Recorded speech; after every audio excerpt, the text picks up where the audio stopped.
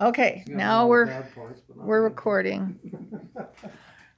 Okay. Well, I bought this from Niall Anderson about 35 years ago, and he was a great gun dealer and dealt in other things too. He was a World War II vet. He died a few years ago in his 90s. Was probably the dean of all collectors in Utah. He was very well known. He ran Beehive Collectors Gallery on 3rd South and about 350 East in Salt Lake for years in an old house. Marvelous man. I first met him when his store was down where they built the Salt Palace in the 50s. It was in 58 when I first met him, so that's been a long time.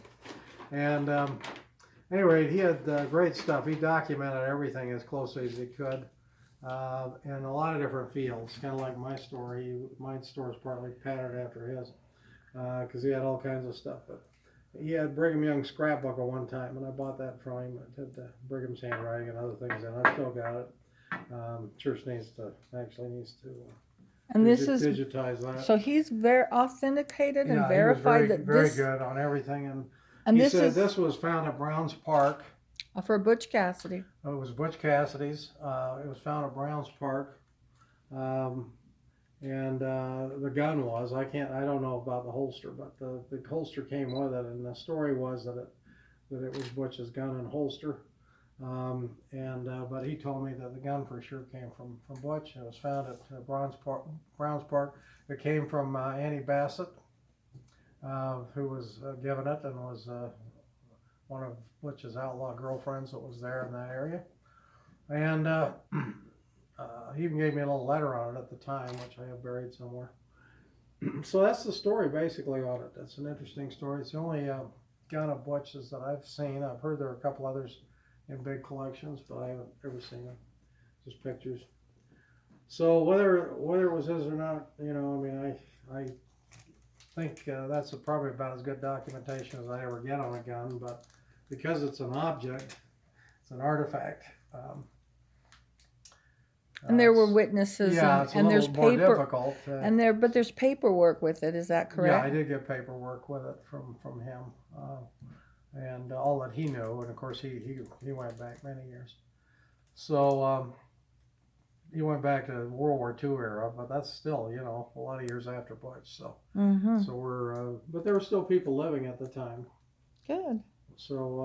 So that's where the story comes, and I don't know if you'll find anything. It's been handled by everybody. So because I've taken that to. I had that at the 4th of July thing. People wanted to handle it, so I pulled it out. So this is this is not real helpful for you, I don't think. But that's so the story of it. This is Suzanna Ryan, and you're our DNA expert. What is the procedure? This is just maybe a lesson on collecting DNA from an antique. I did not have you in mind when I got this, so I'm sorry. No. So, I'm gonna collect this as separate objects. So, the gun as one or two swabs. Typically, I don't think this should mess up what the letters. I think those are far more accurate. Yeah. So, we'll probably swab the handle and trigger as one.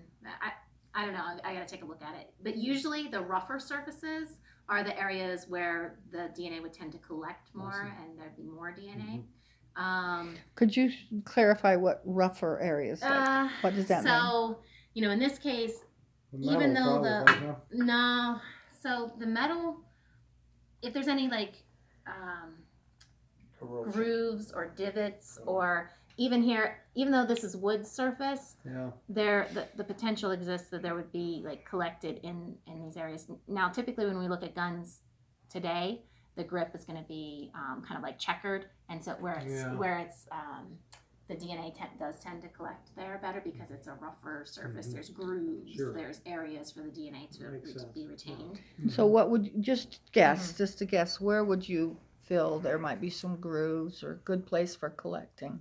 I mean, I'm going to do the handle, and any of these, like where the wooden part meets the metal portion, kind of inside of that groove as much as possible.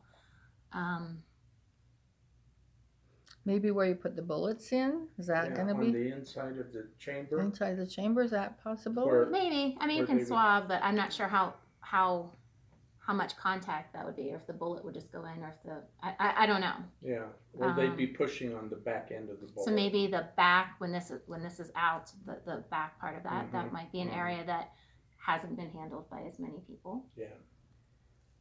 It's just a guess, but you're doing your best guess. That's the idea. Pretty much. And I'm wondering with this, are you okay with a couple drops of water on the swab? Or Yeah, are you, that's fine. all right. Since So I it's think that- metal, Right, yeah. and I think that's going to give us a better chance of collecting anything. I just don't want this to mix up with those others, because I can't, Absolutely. you know, all this is, as well as it's documented, it's still just documented from hearsay, Mm-hmm. you know?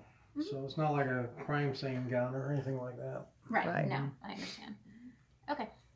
And have you done crime scene guns before? Oh, How yeah. fun! Oh, I'm an expert at it. Yeah. Now, one thing I didn't get here, Marilyn, was pictures. I didn't take pictures.